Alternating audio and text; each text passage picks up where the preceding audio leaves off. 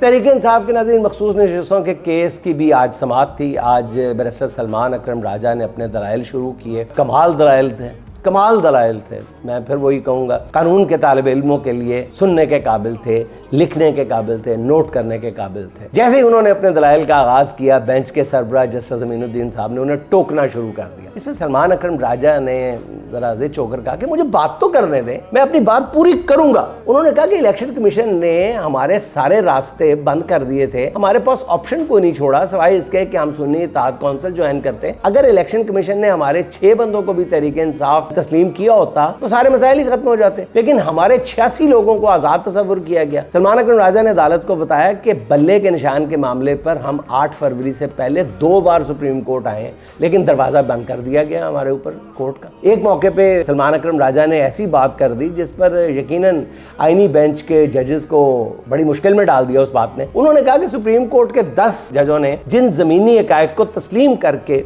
PTI को 80 से ज़्यादा मखसूस नशिस्तें दी, अब 11 जजों का नज़रसानी बेंच जो है उन ज़मीनी हक़ाइक़ को गलत साबित करके सुप्रीम कोर्ट का फैसला बदल सकता है। इस पर जस्टिस जमाल मंदोखेल ने कहा कि राजा साहब, आपने अपना हक लेने के लिए कुछ नहीं किया।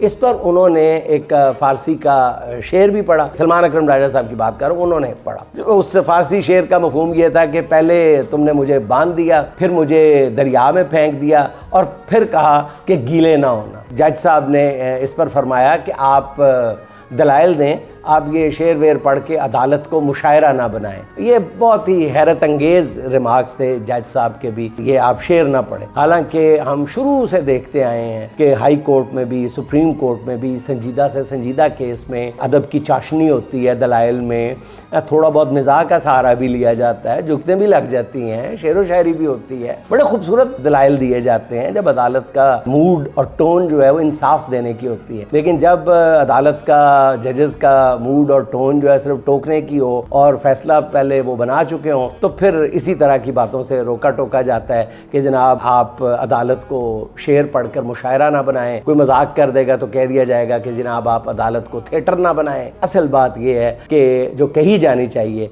कि हजूर वाला, आप इंसाफ का खून करके अदालत को कब्रिस्तान ना बनाएं।